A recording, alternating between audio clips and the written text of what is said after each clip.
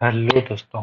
Welcome to professional tax पेल। तो आज अपन देखेंगे एसएफटी ट्रांजेक्शन क्या होती है, कैसे रिपोर्टिंग होती है, ये चीज़। सेकेंडली अपन देखेंगे कौन सी ट्रांजेक्शन, और जैसे लोग में से पूछते हैं कि करंट अकाउंट में इतना पैसा जमा कराए तो दिक्कत होगी, या सेविंग में इतना कराए तो दिक्कत होगी, तो उन सब के आपको आंसर आज मिल जाएंगे। और ये वर्किंग कैसे होती है मैं वो भी कोशिश करूंगा कि मैं आपको बता सकूं।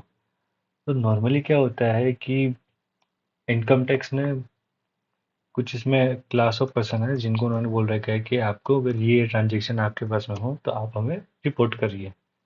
इसकी जो ड्यू डेट होती है 31 मार्च, 31 मई। 31 मई से पहले पहले आपको रिपोर्ट करना पड़ता है। अगर आप उसके बाद में करते तो आप पे जस्ट एक पेनल्टी या फिर एक हर दिन की फीस लगती है, तो लोग नॉर्मली बाद में भी करते हैं, ऐसा कोई वो नहीं है इसमें।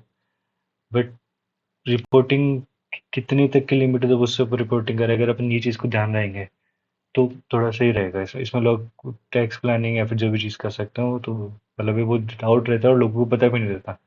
तो आज मैं आपको क्लियर करता हूँ।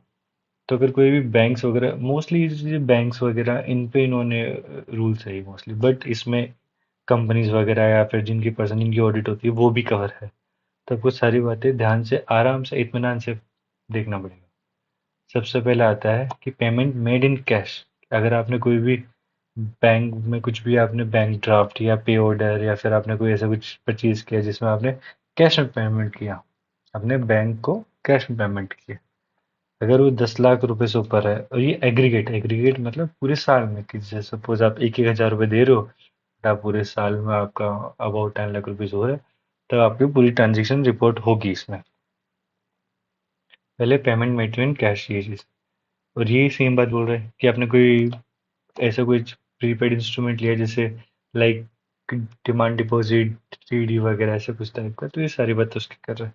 और अगर आपने कैश डिपॉजिट, कैश विड्रॉल करे एग्रीगेटिंग टू 50 लाख रुपीज और मोर इन फाइनेंशियल ईयर, अगर आप एक करंट अकाउंट से या फिर बहुत सारे करंट अकाउंट से, तो आपका पहला डाउट यहाँ पे क्लियर हो गया। अगर आप आपके करंट अकाउंट में 50 लाख से ज़्यादा कैश डिपॉजिट कराते हैं या फिर कैश विड्रॉल कराते हैं, तो बैंक के ऊपर ये रिस्पॉन्सिबिलिटी है कि वो इन चीज़ को इनकम टैक्स में रिपोर्ट करें। इस चीज़ का आपको जवाब मिल गया। सेकेंडली, अगर आप सेविंग बैंक में 10 लाख रुपए से ज़्यादा अगर आप जमा करवाते हैं, वन और मोर, आपके जो भी सारे, जैसे सपोज एसबी में आपके 4 अकाउंट है, 4 सेविंग है, तो आप चारों को मिला के वो चीज़ इसमें कैलकुलेट होगी। अगर आप 10 लाख रुपए से ऊपर जमा कराते हैं तो ये इनकम टैक्स पे रिपोर्ट करते हैं। फिर वो ये चीज़ ध्यान रखता है कि आपने इस चीज़ को शो किया नहीं किया। तो ऐसी चीज़ें वर्किंग करती है। इनकम टैक्स को सपना नहीं आता है कि आपने ट्रांजेक्शन करी है। बैंक्स वगैरह या फिर आप जैसे रजिस्टर बनाते हो या फिर कोई कंपनी हो गई या फिर जो भी पर्सन है जिसकी 44 में होती है, उनके पास इंस्ट्रक्शन होती है, उनको एसएफटी में ट्रांजेक्शन शो करनी पड़ती है। ठीक है। ये बैंकिंग का तो पोस्ट मास्टर जो आप मतलब एफडी कराते हो इनमें, उनके लिए भी एप्लीकेबल है। आप वहाँ भी कैश डिपॉजिट करा सकता हूँ, तो इस वजह से इन दोनों की चीज़ है। कोई कंपनी पे रूल एप्लीकेबल नहीं है। फिर आप कंपनी के किसी भी और किसी कंपनी का बैंक अकाउंट करो तो एक अलग चीज़ है, उसमें ये चीज़ नहीं। ये बात करें time deposit, time deposit is FD. फिर एफडी, फिर आप एफडी वगैरह करवा रहे हो और आप ये चीज़ करो, 10 लाख रुपए से ज़्यादा अगर हो रही साल में, तो आपको रिपोर्ट करना पड़ेगा। अब ये कौन कौन करेगा, ये जो यहाँ पे आगे दे रखा है, नॉर्मली यहाँ पे बैंक्स से तो मैंने ज़्यादा बताया नहीं आपको, बट सबसे पहले अगर बैंक्स वगैरह है तो बैंक्स में सारे कवर हो जाएंगे आपके, कोऑपरेटिव बैंक्स वगैरह सब कुछ। पोस्ट मास्टर जो आप जाते हो, ये जो वगैरह वहाँ पे, निधि कंपनी ये थोड़ा सा नया है। निधि कंपनी जो मोस्टली लोग वहाँ पे डिपॉजिट वगैरह कराते हैं, या फिर जो 100-200 लोग होते हैं उनको अपने आप ही लोन बांटती है, वो सब चीज़। और एनबीएफसी, यहाँ बात करें एनबीएफसी, अगर आप एनबीएफसी में एफडी वगैरह कराते हैं, फिर आप डिपॉजिट कराते हैं 10 लाख रुपए से ज़्यादा, तो उनको रिपोर्ट करना पड़ता है ये चीज़।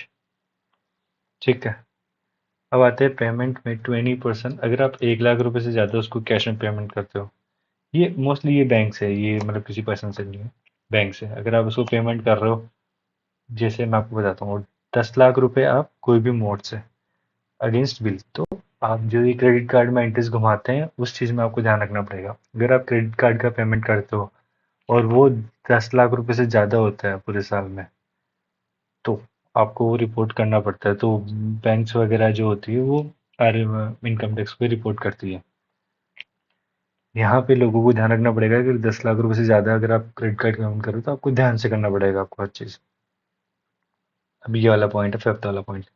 अगर कोई भी कंपनी, सपोज एक एनबीएफसी है या फिर कोई भी कंपनी, वो अपने बॉन्ड्स इशू करती है, लाइक डिबेंचर बॉन्ड्स दोनों कुछ भी, और अगर उनकी वैल्यू, अगर कोई भी बंदा है जो कि सब्सक्राइब कर रहा है उनको, और वो 10 लाख रुपए से ज़्यादा सब्सक्राइब कर रहा है इन फाइनेंशियल ईयर, तो आपको एक्सेप्ट ट्रांजेक्शन रिपोर्ट करनी पड़ेगी। इसकी 31st में से पहले रिपोर्टिंग करनी पड़ेगी। इसका फॉर्म है 61A।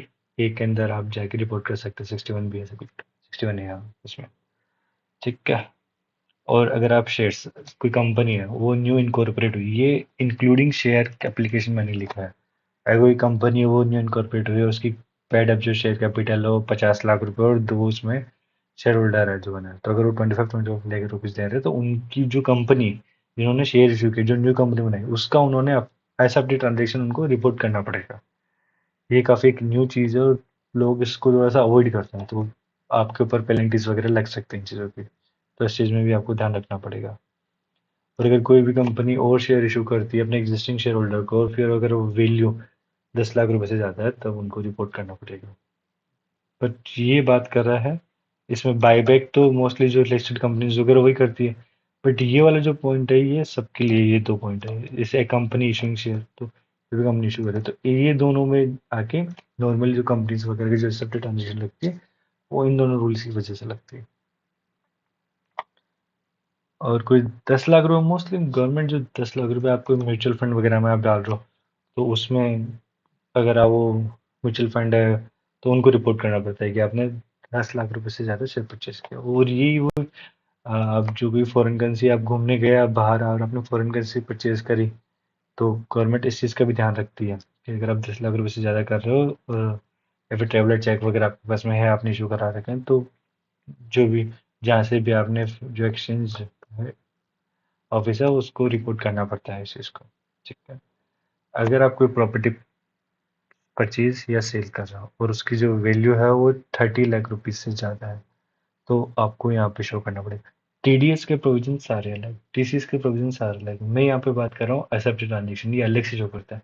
जैसे एग्जाम्पल के लिए, अगर आप 50 लाख रुपए से ज़्यादा आप प्रॉपर्टी परचेज करते हो, तो आपको 1% टीसीएस कट करना पड़ता है, 1% टीडीएस कट करना पड़ता है आपको जो भी। तो वो चीज़ अप्लीकेबल है। बट ये एक अलग पॉइंट है, इसमें 30 लाख रुपए से ज़्यादा होता है, बट इसमें किसी कंपनी को नहीं करना पड़ता रिपोर्ट ऐसे ट्रांजेक्शन में। इंस्पेक्टर जनरल अपॉइंटेड, ये जो आपके रजिस्ट्रार होता है, उनको ये चीज़ करना पड़ता है। ये थोड़ा सा नया पॉइंट है। लोग बोलते हैं अगर आप 30 लाख रुपए से ऊपर ट्रांजेक्शन आप प्रॉपर्टी ले रहे हो, तो उनको पता रहेगी ये चीज़, तो इस वजह से ध्यान से। ये आप कैश पेमेंट कर रहे हो, आप 2 लाख आप किसी को भी सेल के अगेंस्ट में, जैसे आपको प्रोडक्ट परचेज किया, आप 2 लाख रुपए कैश में पेमेंट कर रहे हो, कुछ चीज़ आ जाए। ये बहुत वाइड चीज़ है कि जो भी ऑडिट करा रहा है, तो इसमें इंडिविजुअल वगैरह भी कवर होते हैं, तो ये चीज़ एक देखने वाली बात है। तो थोड़ा सा इस चीज़ को भी ध्यान रखना। और कैश डिपॉजिट जब डीमोनेटाइजेशन हुआ, तो तब के रूल है, तो अभी इनमें कोई रिलेवेंस है नहीं चीज़ों का। इसमें वही सारी बातें कर रही कि आपको 61A फॉर्म भरना पड़ेगा, उसमें जैसे स्पेसिफाइड है वैसे करना पड़ेगा। इनकम टैक्स ऑफिसर को वहाँ पे जाएगा, इसमें डिजिटल होगा। ये बेसिकली इसमें वर्किंग कैसे होती है कि एक इनकम टैक्स यूटिलिटी होती है 61A, वो आप डाउनलोड करोगे। उसमें आप पहले आपको रजिस्ट्रेशन करना पड़ता है रिपोर्टिंग एंटिटी पे, फिर आप वो डाउनलोड करके उसमें आप एंट्रीज वगैरह करोगे। फिर एक और इनकी यूटिलिटी होती है, उसमें आप करके फिर एक फाइल जनरेट होती है RAF करके, फिर उसको आप अपलोड कर सकते हो। तो हालांकि अगर आप मुझे कहेंगे तो मैं उस पर पूरा जैसे वीडियो बना सकता हूँ, अगर बनाना होता आप मुझे जरूर बताएंगे।